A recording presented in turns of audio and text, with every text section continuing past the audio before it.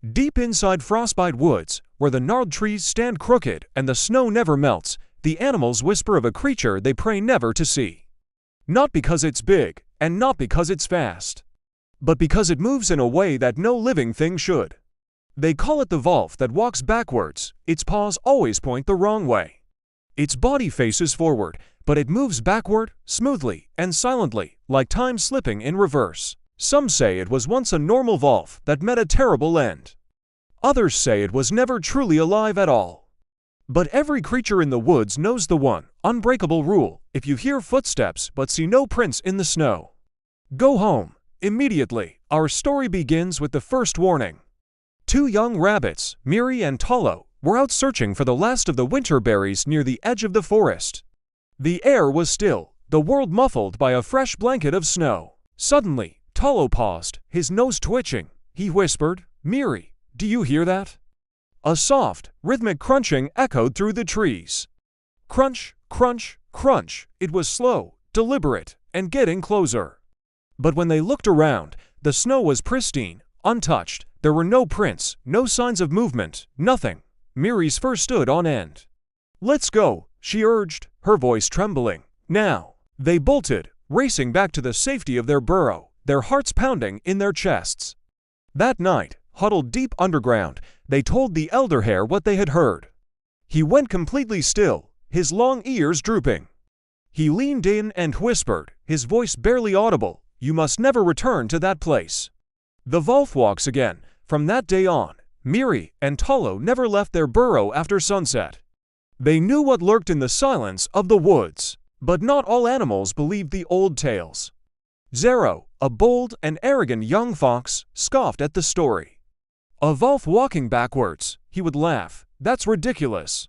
It's just a silly story to scare the young ones." The other animals tried to warn him.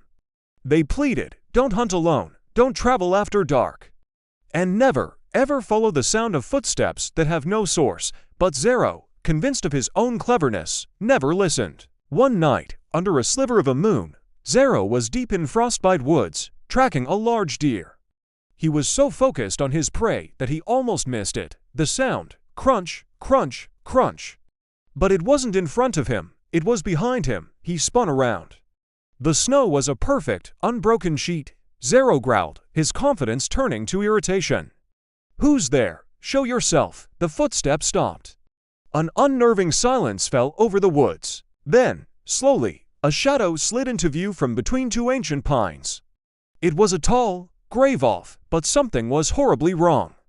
Its paws were twisted backward, its legs were moving in reverse, its body sliding toward Zero as if being pulled by some invisible, cosmic string.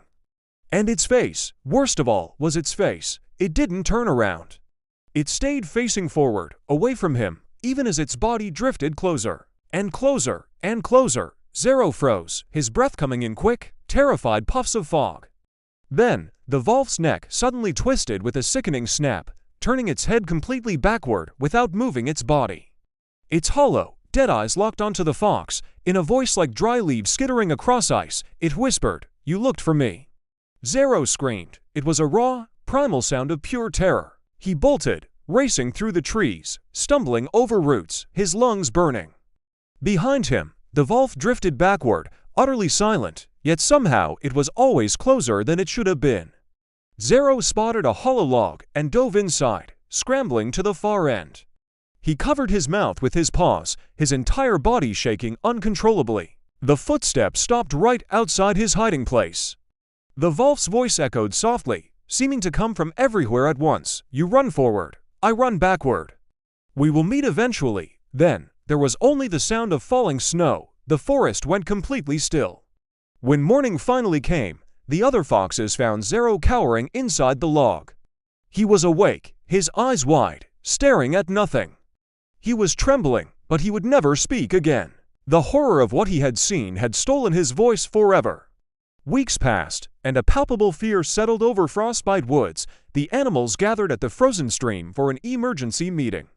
The elder owl, perched on a high branch, spoke gravely, his voice heavy.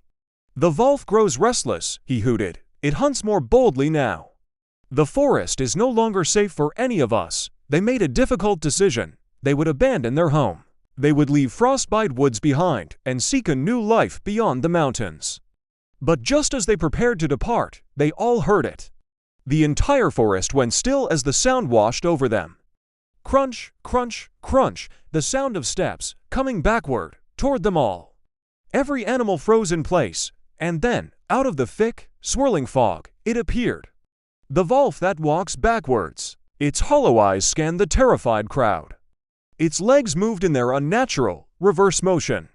Its head began to rotate, a full circle, the sound of bones cracking like dry twigs echoing in the dead air. It whispered, its voice carrying to every corner of the clearing, "You all tried to flee.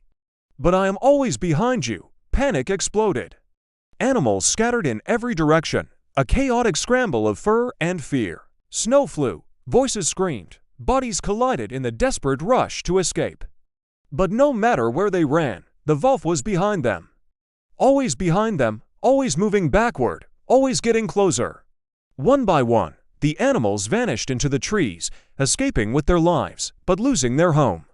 All except one, a tiny field mouse named Nilo, too slow and too scared, was left all alone in the clearing. The wolf drifted backward toward him until its face was just inches from Nilo's trembling whiskers. Its dead eyes stared into the mouse's soul. Softly, almost gently, it said, "Tell them, I walk where they leave prints. And I watch the path they fear to turn back to." And just like that, like a plume of smoke caught in the wind, the wolf vanished. It was gone. All that remained was a single set of backward paw prints, leading into the dark woods. To this day, Frostbite Woods remains abandoned. Travelers who pass by its edge say that on cold, silent nights, if you walk too far, if you wander alone, if you hear slow footsteps but see no prints, you must not look back. Because the wolf walks differently, the wolf walks wrong. And if you see it, it means it has already seen you. The moral of this chilling tale is a stark reminder. Not every danger announces itself from the front. Some of the most terrifying horrors are the ones that follow quietly behind us, in our blind spots, just waiting for us to turn around. Thanks for listening. If you enjoyed this story, be sure to like, subscribe, and turn on notifications so you don't miss our next dive into the darkness. Stay safe out there.